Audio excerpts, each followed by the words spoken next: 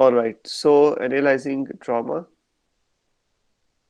Now, drama and fiction, they are uh, very similar to each other, except two factors which differentiate them, both of them from each other.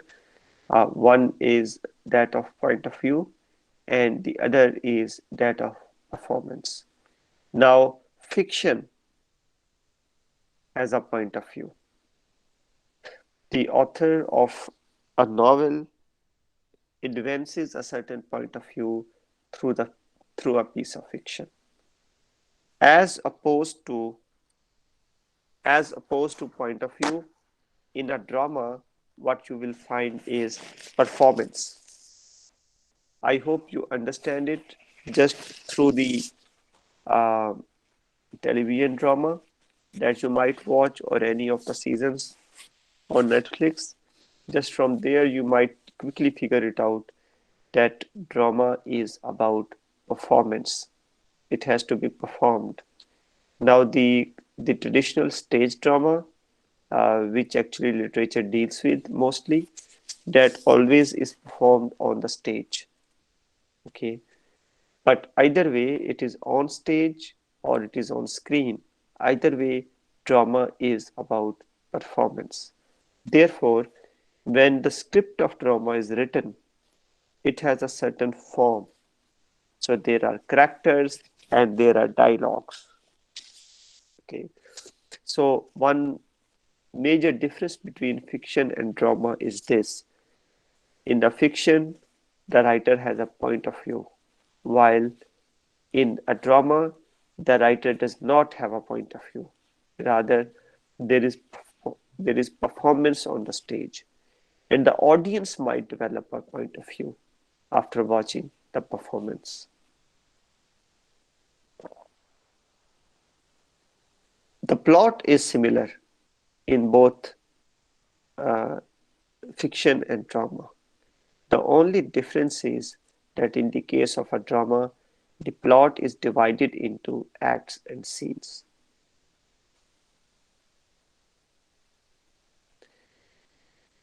Now, the dialogue in the case of drama is very significant. So, the dialogue contains the overall content of what is being said. So, we read one extract of 1984 today. We also read extracts from uh, Pride and Prejudice. Now, in in the extract from Pride and Prejudice, you must have noticed that there were some dialogues between the characters. There were conversation between the characters. But the whole of the extract was not just the dialogues, right? There was a lot of text and lot many comments by the author as well, right? So uh, there was direct characterization and there was indirect characterization. Okay, so it is not that the whole extract was just the conversation between the characters. Rather, there were other comments by the writer as well. Similarly, in the 1984 extract that we just had a look today, you might have noticed that in the whole extract there was not even a single dialogue. Okay, now that is about fiction, but today we are talking about drama. In drama, the whole content of drama, in fact, is the dialogues between characters, and that is a distinguishing feature of a drama.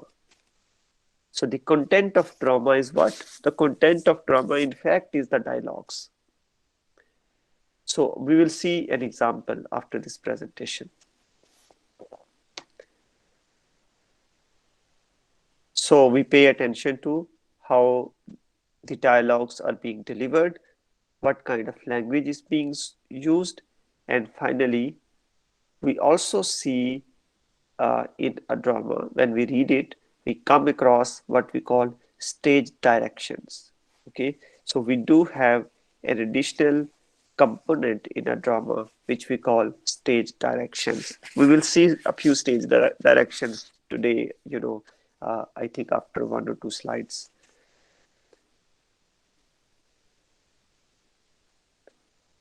Drama also records the reaction and response from other characters through the dialogues. Okay, so the reaction and response from the characters within the play, that also is conveyed through the dialogues. So there, so there are dialogues and there are monologues as well, right? A drama sometimes also has a monologue, but still it is a form of dialogue. So monologue is a kind of speech where a character speaks to herself or himself, but the character speaks loud enough for the audience to listen to what she or he is saying. This kind of monologue sometimes is called a soliloquy. Setting. Now, we just came across the word setting when we were discussing the extract from 1984. Now, there is a very clear difference between the setting in a drama and setting in a novel. The setting in the novel is usually imaginary, but the setting in a drama is supposed to be a physical set on the stage. All right. So 1984, the setting of 1984 that we just read about, you might notice it was too broad. Okay. It might not be possible to put that setting in physical form on the stage. However, the setting of a drama is brief enough to be put on the stage. Sometimes it is not very brief, but still it is supposed to be on the stage. So that is in fact the creativity of the director and the producer, how they create that kind of setting on the stage. So here is an example of uh, some part of a drama, which is Ibsen's Doll's House. And this particular drama over here in this particular example, the only thing we are going to look at is the setting. We also will look at the stage directions over here. Okay, so anybody would like to read Act 1 starting from the top?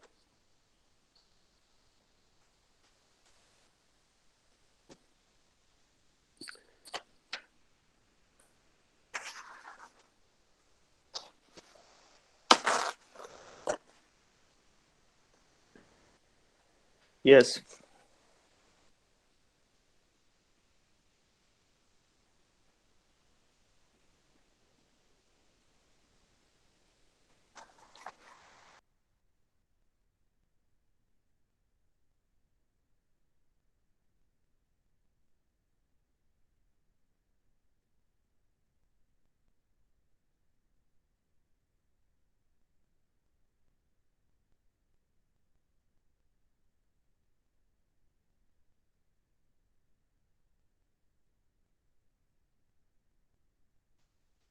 Okay, let me read it myself. So please pay attention to the slide and look on the top word. What does it say over there? The one in bold. Can you read this word on the top? This one. Act Act 1, 1. sir. Act 1, right? So that is something that I talked about on a slide. A drama is divided into acts and scenes, right? Sometimes there is only one act in the play, but still there will be multiple scenes. Okay. Now happens only in the case of a drama. A novel does not have acts. A novel does not have scenes, right? So this is Act 1. Then the setting begins. It is like this: a comfortable room, tastefully but not expensively furnished. A door to the right in the back wall leads to the entryway. Another to the left leads to the Helmer's study. Between these doors, a piano. Midway in the left-hand wall, a door, and further back, window. Near the window, a round table with an armchair and a small sofa. In the right-hand wall, toward the rear, a door, and nearer the foreground, a porcelain stove with two armchairs and a rocking chair beside it. Between the stove and the side door, a small table, engravings on the wall, an integri with china figures and small art objects, a small bookcase with richly bound books, the floor carpeted, a fire burning in the stove. It is a winter day. Okay, so now this is the setting. Okay, now the important thing is that this setting is supposed to be physically recreated on the stage. Actually, if you want, later after the class, you can just watch part of the play Ibsen's A Doll's House on YouTube as well. There are many recordings available, right? The stage performance of A Doll's House. And then you can compare this setting with what you actually see on the stage. All right. So this is how the setting looks like in writing, in text form. Now, this part of the text, which is in parenthesis, it is called directions, stage directions. Okay. The writer of the play write the stage directions for the characters to act in a particular manner. When as a reader we read a play and we read the directions that give us an idea of how the characters are acting or moving or behaving or performing. So let's read this direction. The stage direction says, a bell rings in the entryway shortly after we hear the door being unlocked. Nora comes into the room, humming happily to herself. She is wearing street clothes and carries an armload of packages, which she puts down on the table to the right. She has left the hall door open, and through it a delivery boy is seen holding a Christmas tree and a basket, which he gives to the maid who let them in. Okay, so look at the way the action takes place. Right, it is taking place through the stage direction. All right. So this is the example of uh, an extract of a play, in Ibsen's house.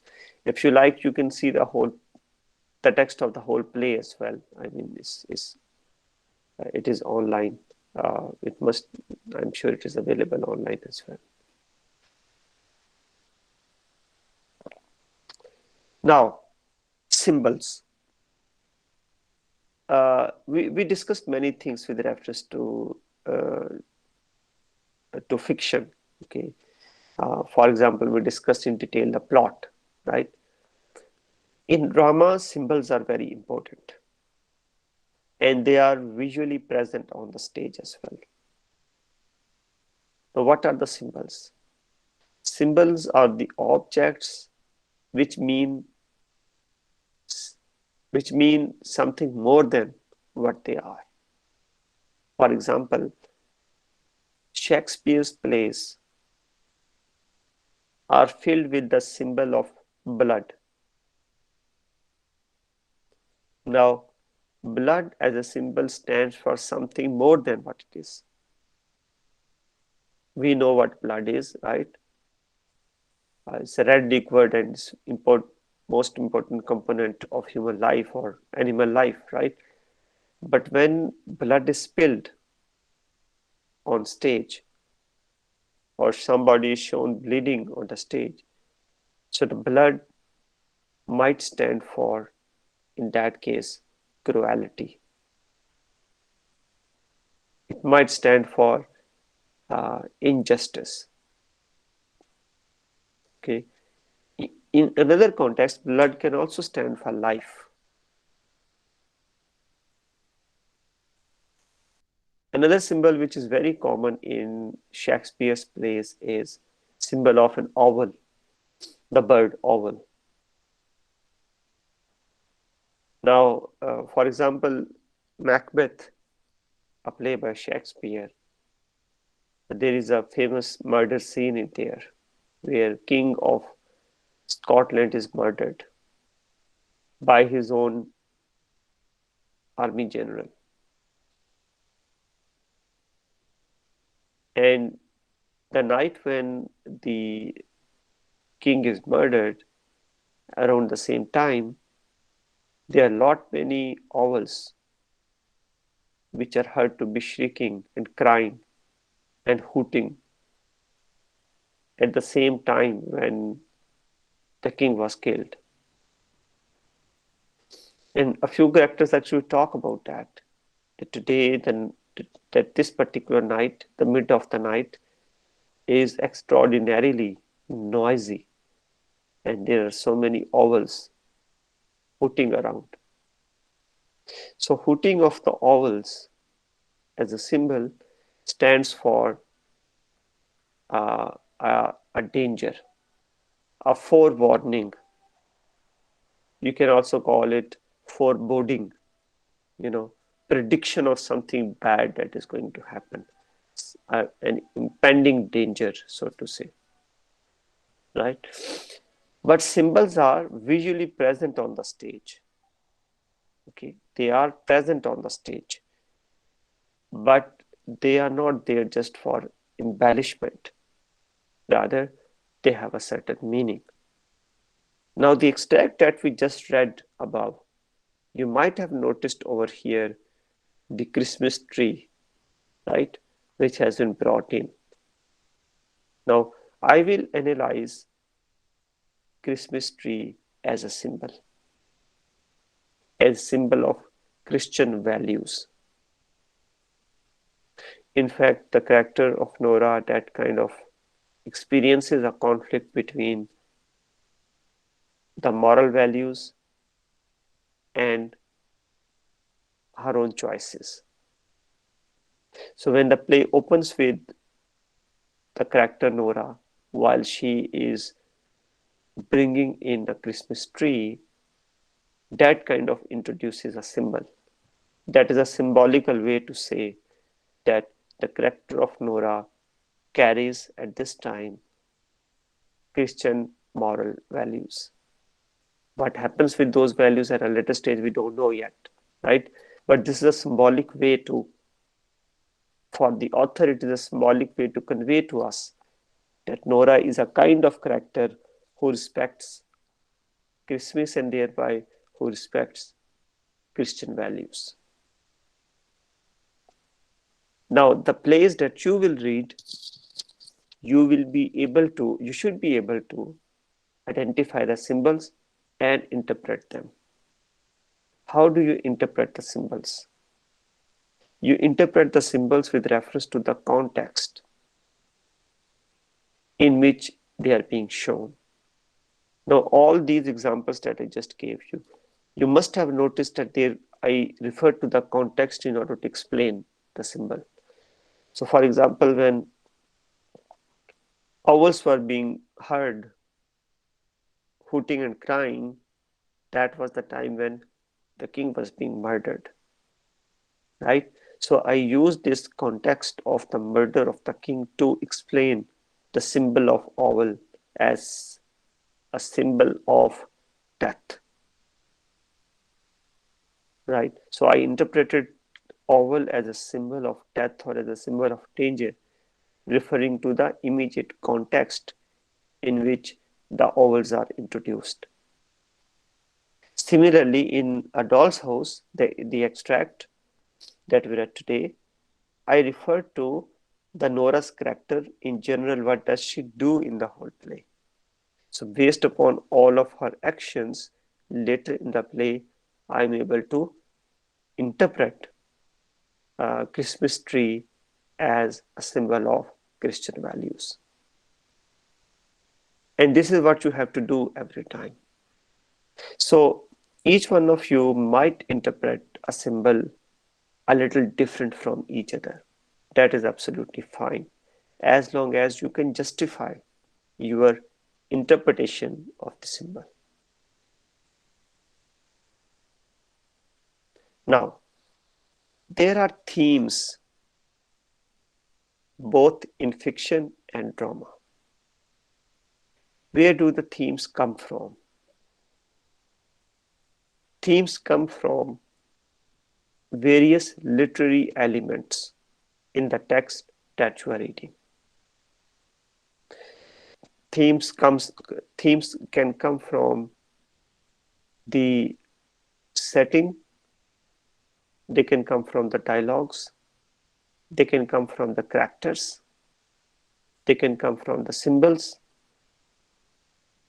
or they can come from, if it is poetry, from the lines of the poem, the imagery in the poem, the images in the poem. So themes come from the literary elements in any literary text, including, so symbols are included in those literary elements. Symbols are also one of the literary elements. Okay, they are more common in drama and poetry than fiction. Now, when you analyze a drama, you draw themes based upon the symbols in the play. However, when you analyze a fiction, you might draw themes from the plot. Okay. When you analyze a poem, you might draw themes based upon images in the poem.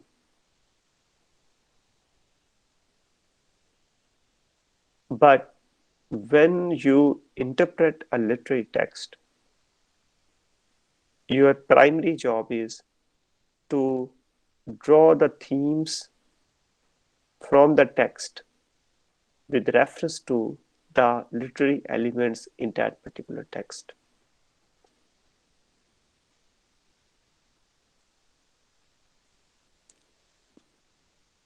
Any questions, please?